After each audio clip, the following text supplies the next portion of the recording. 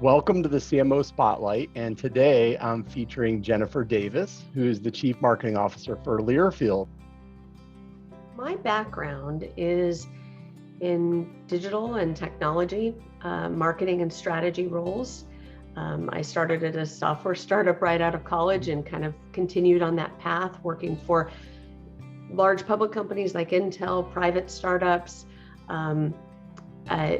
What brought me to Atlanta and how we got to know each other is when I worked at Honeywell as the Chief Marketing Officer for one of the divisions there. And then I made the move to Amazon Web Services. When I first started conversations about the role at LEARFIELD, I actually told the recruiter in all transparency, I'm an untraditional candidate for this role. I said, I've spent my career in technology, B2B channels, working in a variety of industries, but never a day in sports. Right. And not surprisingly, that's what they were looking for. They were looking for, somebody who could supplement the deep domain knowledge that my colleagues have in collegiate athletics and, related fields. And, I could bring in a different perspective. Decision-making is the key to speed, and speed is the key to a lot of business success. So that's certainly something. One of my favorite pieces of advice from the book which was actually something that I say the seed was planted decades ago, but it coalesced with some great language that was used at Amazon. And that is about differentiating the kind of decision that you need to make. Amazon uses the language, which I borrow and reference in the book, of one-way door and two-way door decisions. Pick somebody to decide, let them decide, let them measure it, and then change their mind if it doesn't work out. Right. So as a result, you put more rigor into that, but also with an eye for what is this implementation going to look like, and how can we set up this decision for success? And again, that success happens after the decision is made. My ability to ideate, I'm very generative. Like I can create a lot of ideas. I can process information pretty quickly and create a lot of content. I can put a lot of words around things pretty quickly. Honesty and integrity. Yeah, right. And I'm a naturally optimistic person.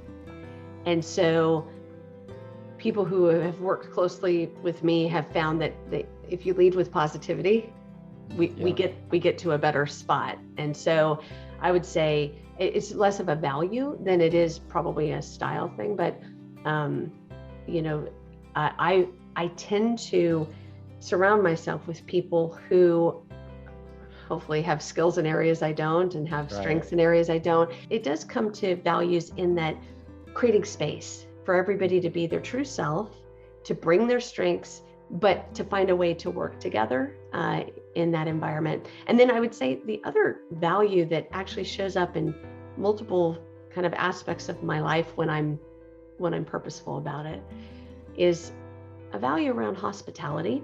It's about inviting people in to a problem so that they can be part of the solution. Last August, we published the inaugural Intercollegiate Fan Report. We aggregated this data, working really closely with our data analytics team, as you might imagine, and pulled together this report. And the 20 some odd pages of analysis and charts and graphs really show, again, give a clearer picture than had ever been published before. Really, for the first time, we were putting something out there that was a piece of kind of flagship content and using it. We gated content for the first time in LEARFIELD's history, and then figured out the back-end systems of what we would do when people raised their hands. We hold privacy very important. So if they don't raise their hand, they get the report with our full compliments. But if they want to know more or want to have a conversation, we wanted to facilitate that. So we had to create the processes behind the scenes. And one of the things that whole thing reiterated for me is sometimes you have to start to figure out what you need to do. Despite how manual it is, despite the fact that the systems are not quite as perfect as we aspire for them to be, we actually can paint a picture of what that vision could look like that helps justify the investment that we make to scale it over time. Right. And it brings other people into the process. So Right. we can say, here's what it looks like.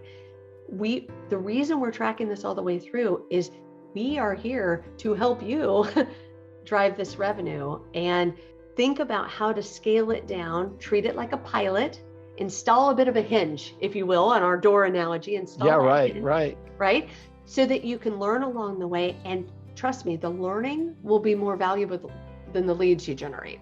But the idea is that you're going down a path, and if you keep your ear to what clients are telling you, you're going to get smarter so much faster. And that's going to be the differentiation.